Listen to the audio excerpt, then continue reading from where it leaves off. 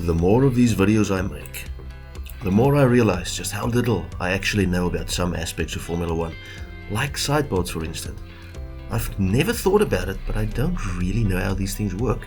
I've seen them, they've always been there. I don't know how the hell they work. It's like the wiring in my house. If it's wrong, I realize there's a bugger up, but since it's working, I don't really know how, what, or why anything electric does what it does.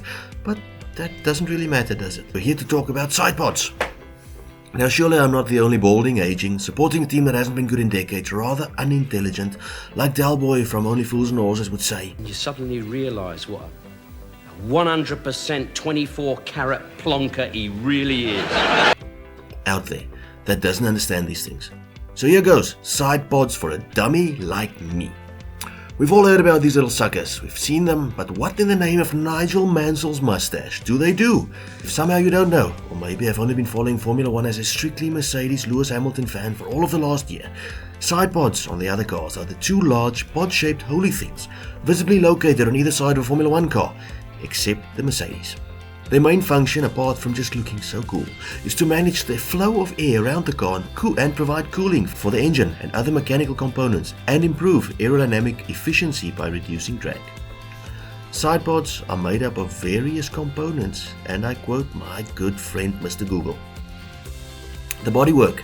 This is the outer shell of the sidepod and is typically made of carbon fiber. The inlets.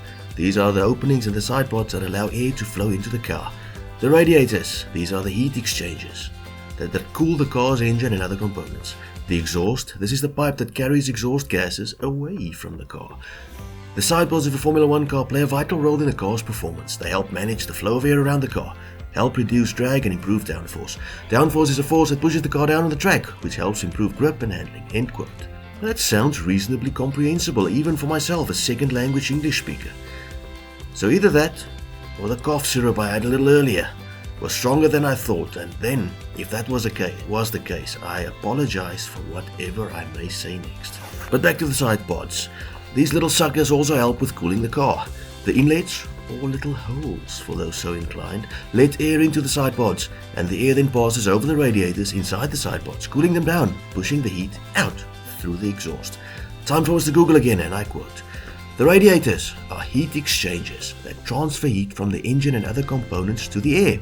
The radiators are made up of a series of tubes and fins that are filled with a liquid, such as water or oil.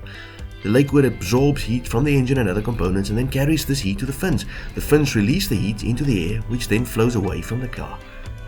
No, it's not magic, end quote. It's not magic. Now additionally, the pods on the side, yeah, see what I did there? Not side pods, pods on the side, also help create downforce, helping keep the car on the track, improve grip and handling.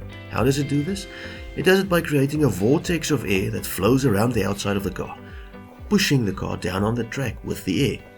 Why do they look different on various cars? Why isn't it a standard design? Well, ask our friend Adrian Newey. Him of the designing brilliance and his less talented friends at other teams tried different designs to improve the car's aerodynamics, hence Team Totonator's lack of them pods. And that basically is how sidepods do their thing. Don't you just feel your brain expanding with knowledge? All jokes aside though, I hope you enjoyed the video. It's always nice to learn something, especially if you can learn it for free. Now please consider subbing. We have new content coming out weekly. God bless you, goodbye, and hope to hear from you.